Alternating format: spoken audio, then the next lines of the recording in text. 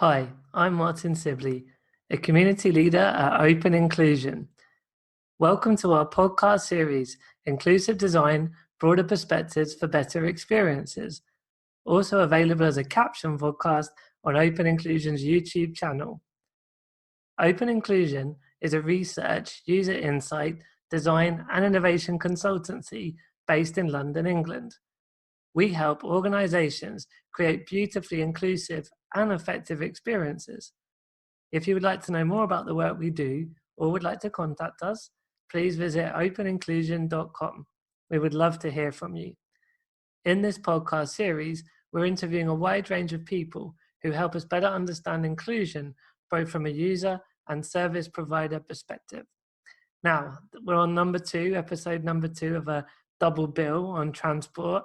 Hopefully you caught the first one, and if you didn't, please go back to the previous episode and have a bit of a catch up there. But in this episode, I'm really excited to chat with David Dew Veal at KPMG and Jo Reid at Calvium. And we're already further in this debate about how transport has excluded many disabled people historically, and with all the new emerging tech and other cultural changes and innovations, there's a lot of opportunity to really get it right and include everybody. And they're both going to be sharing their thoughts, beliefs and philosophies on the topic, and obviously sharing some of the projects and experiences that they've had in their day-to-day work in the area. So I really hope you enjoy this as much as I have speaking with them. And sit back and enjoy the show. So I'm really excited to chat today with David from the KPMG offices. Thanks for joining today, David. Thank you very much for having me, Martyn. I'm excited to speak to you as well. And so obviously, as we've mentioned, this is the second of a double bill. So there's been probably a bit more around some of the academic side of transport and inclusion. But I mean, obviously, there's going to be bits we're going to touch on that just further reinforce and echo some of the points in the first episode as well, which is absolutely brilliant because we're just trying to get out that message to people hard here. But I mean, first of all, David, it'd be great just to hear a little bit about you and your role and your background, if that's okay. Yeah, of course. As you say, I work for KPMG. I'm a strategy consultant for KPMG, supporting a range of transport clients with their strategies. The types of clients are generally transport providers, operators across road and rail, and also public transport generally. I tend to focus on supporting them respond to and harness some of the major changes we're seeing with digitization, and also the big trends often termed as future mobility. So the rise of electric, connected and autonomous vehicles, and the different products that sit around those, ride hailing being one example. Prior to KPMG, I suppose I've been working in this space for a number of years now. So prior to KPMG, I worked in mobility operations, where I held a number of roles. Mobility operations being a large car leasing company for disabled people is that context. It was while I was at mobility operations that it really brought home the importance of accessible transport to me, and I suppose more generally speaking, the fact that there is quite a lot of room for improvement in this space and in terms of making transport more accessible. No, that's a really nice opener there, just to sort of hear a bit more about your background and where you're coming from, and in terms of those challenges that are faced. So when some of the clients you work with are looking to make improvements, is that because of feedback directly from disabled people, or is that sort of when they come to you, what's prompting them to want to look at the future and the strategy and making improvements? So I think the real driver for us providing support to a number of these clients is the fact that there's a huge amount of change going on in the transport industry at the moment, as I mentioned. So we've got the rise of digitization and the ever increasing masses of transport data that's being produced. and that presenting some challenges. What do you do with it? But also some huge opportunities that need a lot of thinking through. And then, as I said, there's other huge trends around the electrification of transport, and then ultimately the automation of it, so the rise of autonomous vehicles. So there's a huge amount of change going on in the industry at the moment, and that's what's really leading our clients to kind of come to us and work with us on harnessing this and capturing it. I suppose what the link with accessibility, I suppose, is that, and what really excites me is that these changes and trends in transport present huge opportunities to improve transport for everybody, but also real opportunities to make transport more accessible in ways that perhaps weren't available before. So in terms of the data and the provision of the information, as one example. So yeah.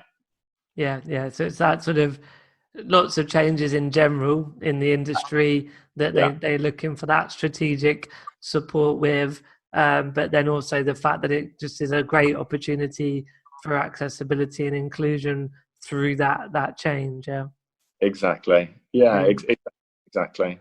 And so when we're looking at the opportunities there, you've touched upon a few already, but can you give maybe a bit more of a specific example of how a mode of transport with these new changes could really open up inclusion for disabled people? Yeah, definitely.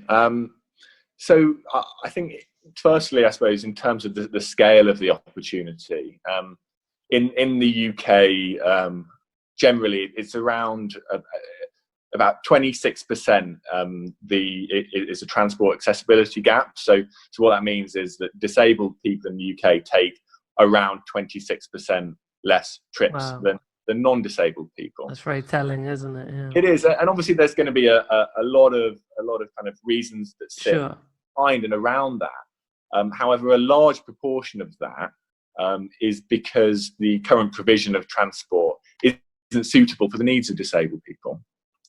So thinking about this kind of large number of people, this large number of the population that are kind of potentially excluded from transport at the moment, and then to your question of what are the technologies that can help bridge that gap. In terms of the more immediate term, there's a lot of opportunity around the use of data and the provision of information. And to pull out one example is around lift accessibility. And in London, I think around a third of stations have step-free access, which obviously could be better, but is good. And I know that number's improved a lot. But actually, there's a real challenge that sometimes those lifts aren't working when people expect them to be working. And actually, through using the data and capturing the data to identify when the lifts aren't working, and then package that and let customers know in advance, there's a real opportunity there with the information that's available to us now.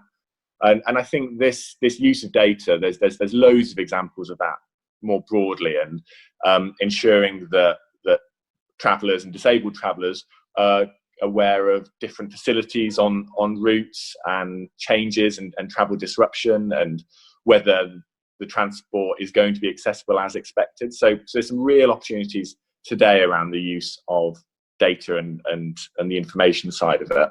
Yeah, well, what's interesting there is, when I've done lots of disability awareness training, it's around the social model, when we're looking at the barriers of the environment and the barriers of attitudes and the barriers of policy. But that information side is so key, because in fact there's quite a lot of organizations, and obviously transport is what we're talking about today, but I think it's across the board, where there's already quite good provision of access, but it's that information about it that is quite hard to get to the right people, but at the right time. And particularly if you're out on a journey, you need to sort of know if when a lift is out of order. To get that in real time is really important. Yeah, exactly. And I think that you could expand that example across lots of different use cases, be Yeah. it whether there's and I think we're focusing on step-free access here, but this is kind of across accessibility broadly. However, there's examples around whether there's space on buses, whether the curb access is suitable, when people are travelling on journeys, are the service stations going to have accessible facilities and the right facilities, and I suppose the real piece here is it's not static information. It changes. Sometimes lifts are out of order. Sometimes buses are totally full, and we're moving into a world now, and in some places already there, where there's data available to know this and monitor this dynamically and be able to communicate that to customers. So what's interesting about what you said is around the information as a passenger to know about the lifts or about the spaces on a bus and all the different things you've just said. I suppose the other part is the way that information is presented, that's in an accessible way as well, right? Yeah, absolutely. And there's a real opportunity to ensure that is the case, and to design these digital platforms in a way that they are accessible. And if those considerations are baked into the design process from the outset, it's a very achievable thing to do. But I think it really helps if those conversations and decisions and design decisions happen early on. Yeah. And so that perspective, how much are end users involved in the design process? I think it varies, and it's improving, and in some cases it's excellent. I know that with various city transport operators that we work with, they are involved with disability focus groups, and the voice of the disabled passenger is certainly included in the design process. But I think it's a spectrum. Some people are doing it better than others, of course, yeah. And also in terms of there's a whole range as well, and there's a lot of kind of private operators and companies working in this space, with them tech providers as well. So there's a lot of different stakeholders that would benefit from including the voice of disability from the outset as well. Yeah. I mean, working with open inclusion, I've learned a lot from the other panel leads, because I'm a wheelchair user and I've had my disability since I was born.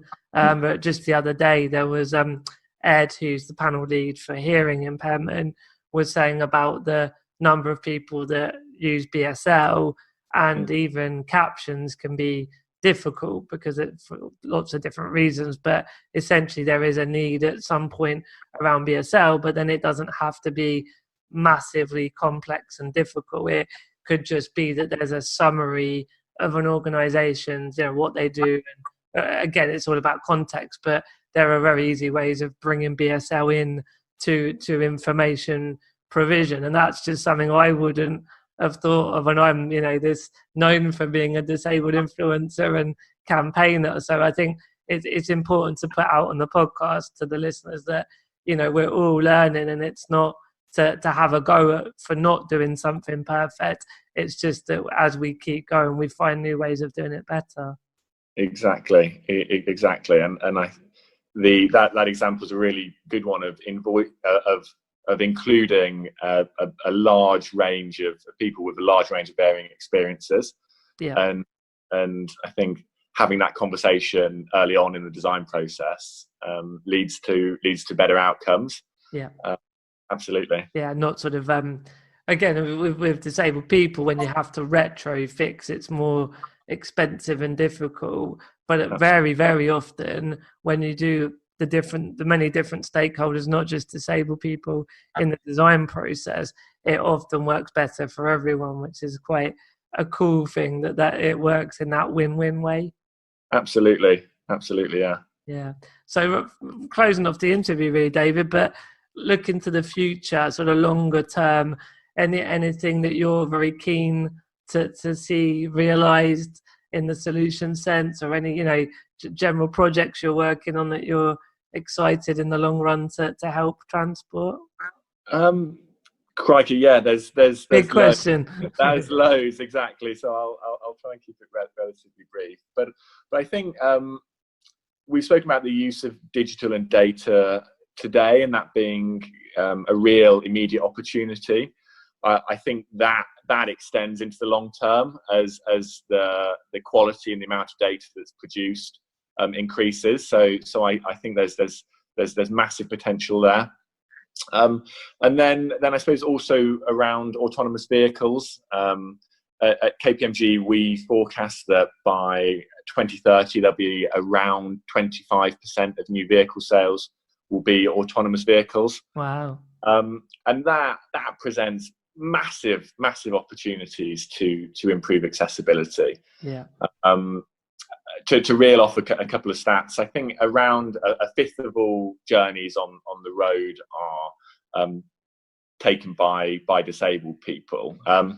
But I think it's around a third of those, the disabled person is the passenger, and it's potentially a carer or friend or a relative driving. And there's obvious benefits of autonomous vehicles to provide accessible transport for disabled people that are perhaps unable to drive when there isn't a carer there or a friend there to be able to drive them. So huge opportunities there, I think. And there's lots of work going on now to ensure the right decisions and regulations and kind of policy decisions are taken to ensure autonomous vehicles are accessible when they do eventually become kind of launched in greater numbers in the 2030s as well. So yeah, that's a really exciting area for me.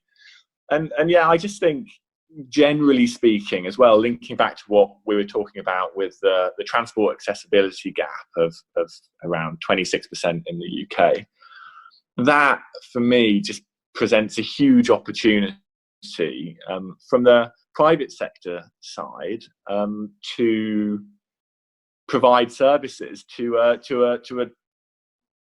underserved market at the moment. And there's a real opportunity there for businesses and transport businesses operating in the space. For the public sector side, in terms of increasing equity and access to transport, again, there's a huge opportunity there to capture some of these trends and developments we're seeing in mobility to improve accessibility. So I'm very excited by what the next 10 years holds in this space.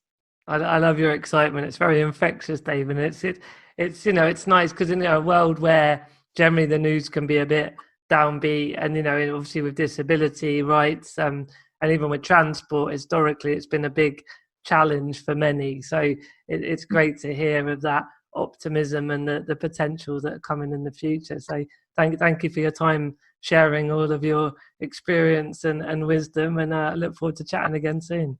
Well, thank you for having me, Martyn. I'll speak to you soon. Hey everyone, I'm here today with Jo from Calvium to finish off our 4 interviews over 2 episodes of transport and travel and inclusive design and all that good stuff. So thank you for joining me today, Jo. Hi Martyn, it's a pleasure. It'd be great as always if you could just start off a little bit about yourself and about what Calvium does, and then we'll get into the thick of it after that.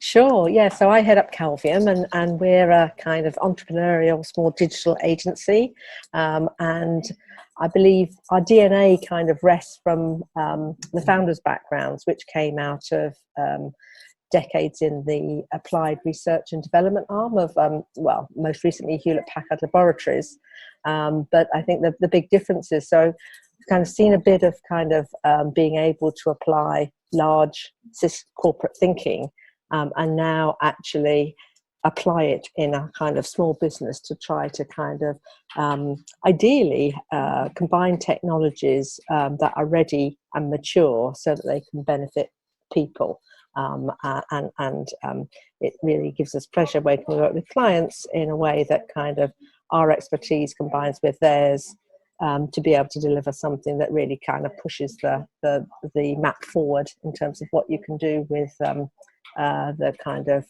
particularly mobile technologies that are now in everyone's hands and available to everyone. Yeah, thank you for that. And I was thinking when you were saying that even inclusion of disabled people aside, or even social impact aside, which of course are quite rightly becoming more and more hot topics, but in general, someone was saying the other day to me that Procter and Gamble own Gillette, and Gillette were caught sort of a bit unaware that there was this guy running the Razor Club off of YouTube, and ended up taking 6 to 7% of the razor market share. And I think it's that what you were saying just resonated, that bigger corporate businesses are seeing the need to connect with entrepreneurs and smaller agencies who have that maybe more tactile relationship with the community as well. And so there's a kind of win-win-win when everyone collaborates in that way. So it's interesting to hear your experience of that as well. Yeah, I think there's a lot in that, Martyn, because I think, coming from that large corporate world and now having the struggles, but also the opportunities of being small, more agile, and as you say, much easier to connect with the community, so that the decision making is instant. If you actually recognise that this is a good thing to do, you can go on and do it, which I think is nice. And I think again, the barriers to trying out new experiments or ways of doing inclusive design with either partners or with community members is just much a more fluid and easy thing to do when those opportunities arise. So I think that's where the momentum needs to continue on with both these kind of larger companies owning more infrastructural things, but the smaller companies such as ourselves recognizing and banding together to try to kind of combine our kind of small ideas and movements into something bigger that will then become more pervasive. Yeah, absolutely. So I know inclusive design is something that you and I are very passionate about. I mean, from Calvium's perspective, how is inclusive design such a big part of your work? Well, I think, again, all my working life, my first company I joined was Xerox. And in those days, they were just pioneering the idea of just involving users at all.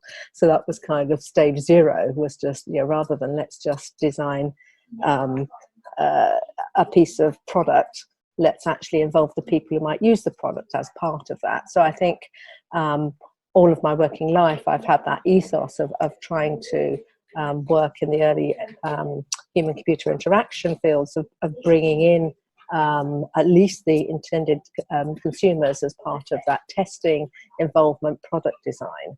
And I think really inclusive design is just a really broaden out of that. It's just acknowledging that there isn't one type of user with one type of profile, that actually, we need to look at the range of different people who might use a service or a product you're designing, and actually being able to hear their voice and be part of the process is the right way to do it. It just makes more sense. And I think what I've been interested in is in our commercial work, and certainly the way that you develop things, this idea of more agile development where you deliberately kind of put things out and test them with people is becoming more widely accepted. So I think those two things combined are exciting in trying to take this forward. And we've had our own, my own experience of that. Whilst I've always worked in that way, I think the really fabulous project I was involved with around helping people to navigate indoor spaces was a project called You Can Go.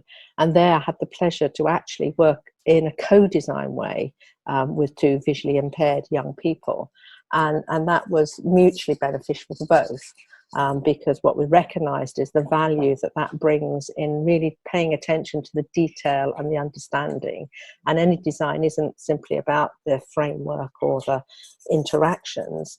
it's about what's being told, the way it's being told, what's being said, and that is equally as important as the kind of does the future work. And actually, there's nobody better than somebody who can actually look at a space and spot things that others may not, just because it's accentuated to them. So I learned an awful lot about the problems visually impaired people have about moving between outdoor space, indoor space, the problems with, different things such as lighting, floor conditions, and so forth, and need for quiet space versus crowds. So that was a fabulous experience for me.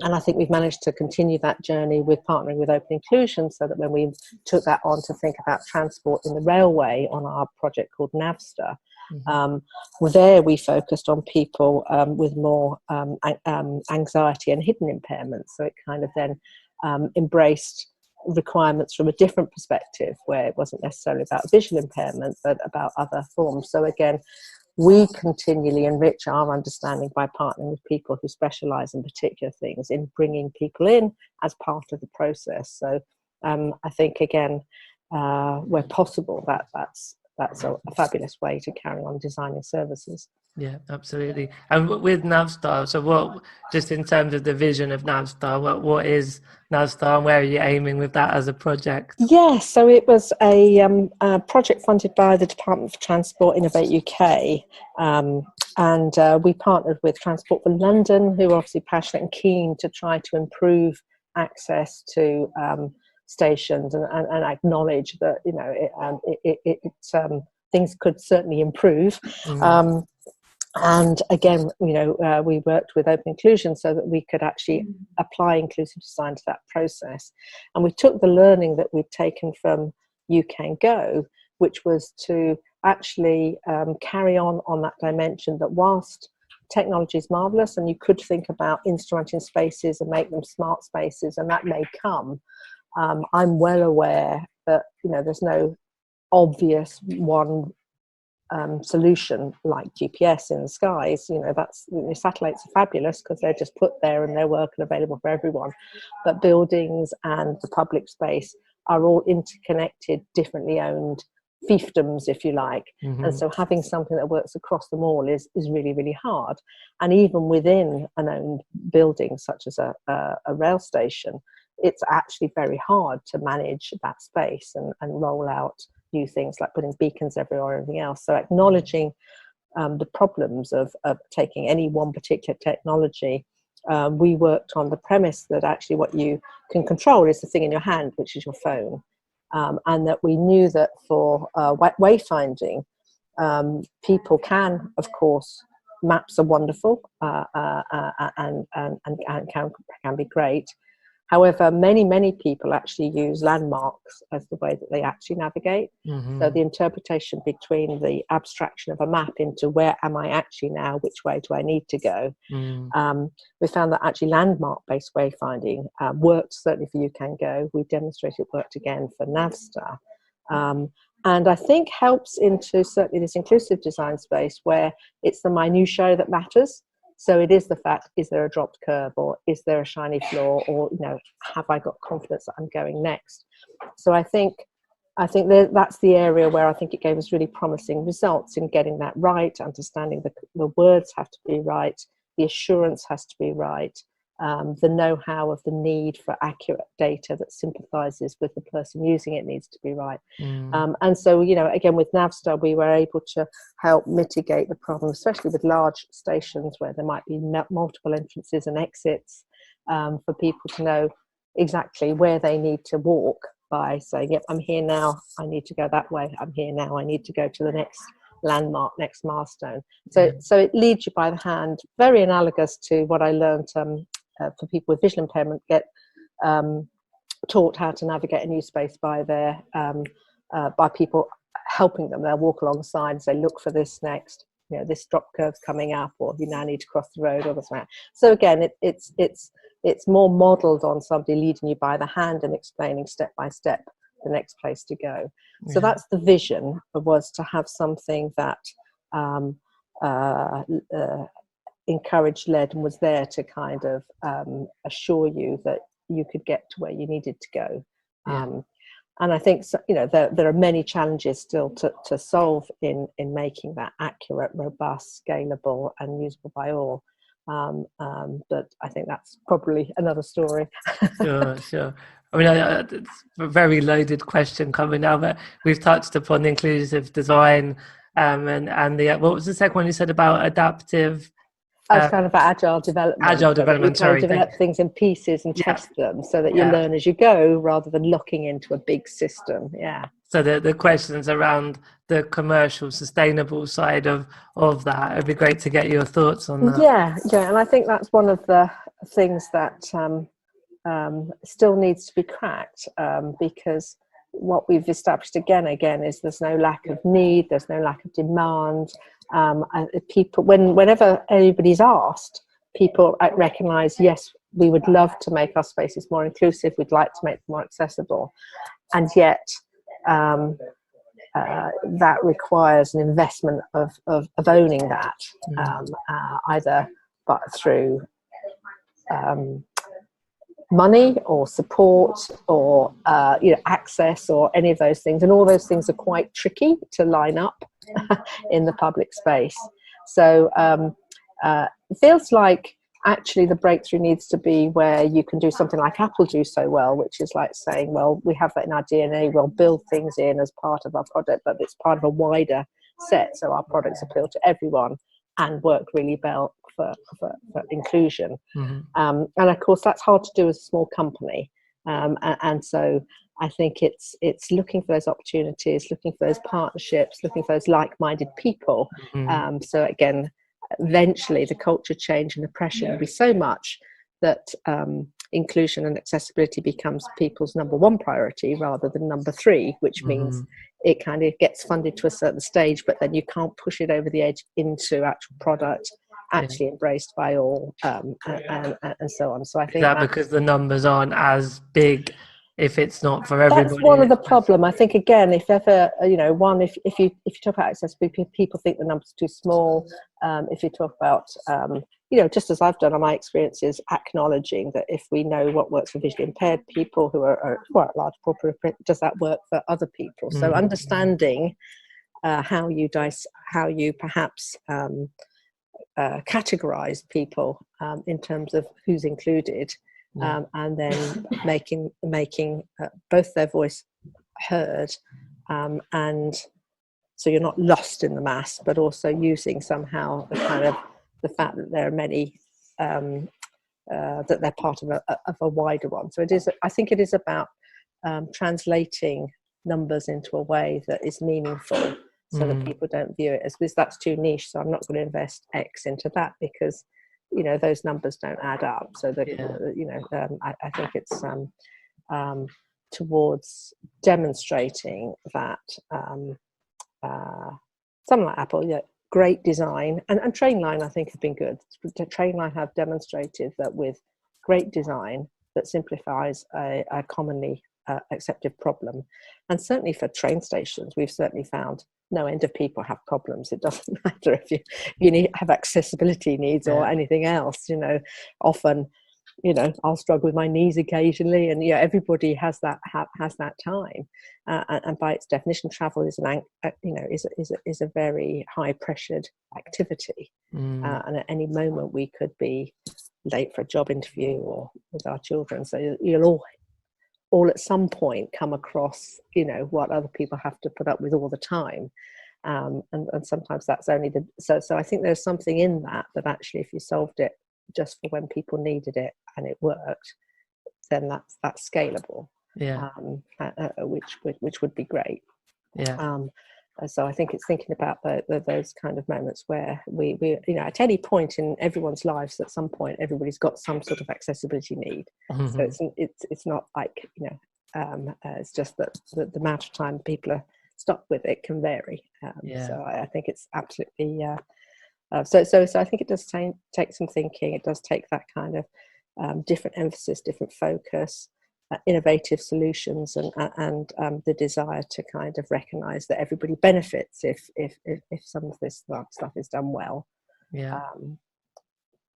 No, that's really good, Joe. I know I was thinking about that point of almost how we articulate the opportunity on a commercial level. And I know someone told me the other day that in the UK, there's apparently 100,000 people who are vegan. And as you've probably seen in the marketing world, there's sort of loads going on about, fast food restaurants that are offering vegan products. And I was at a train station the other day and there was a massive billboard that was promoting the vegan burger.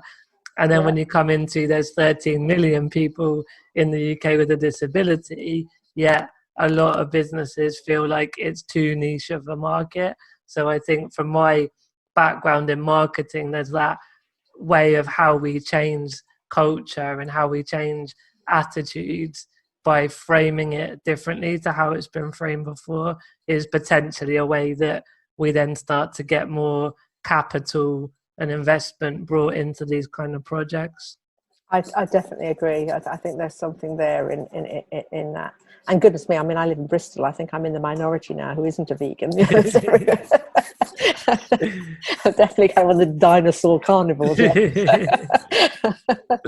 Well, I think we could definitely chat for hours, Joe. It's really fascinating. I think we're both very passionate about it, but we probably had sort of wrap the interview up in a minute. Is there anything else you want to mention that you've been working on or sort of look to the future that you'd like to share with the listeners? No, and I think it'd be interesting as our journey continues and our desire to, as I say, to make inclusive design and actually solving some of the issues that we're well aware of, particularly in transport and wayfinding and use of technology.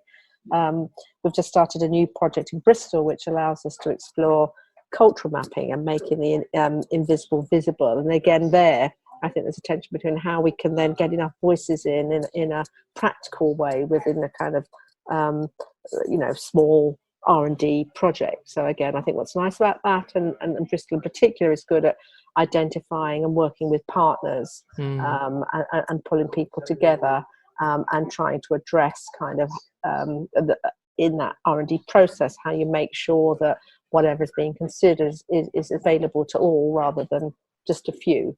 Yeah. So, and that's called PopMap, and it's part of our digital placemaking Bristol and Bath R&D initiative. So we're excited to start that and seeing how we can kind of then continue this thinking and some things we've learned and apply it then into more of the kind of outdoor, indoor space.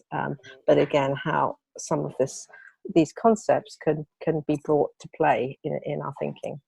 And where can people find, have you like a website or social media people can find you on? Yes, I think definitely we're on Twitter at Calvium, and we're also on LinkedIn, and we have a website, calvium.com. So yeah, it'd be great for people to look up some of our stuff there.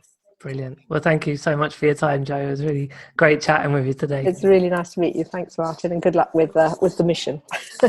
Thank you.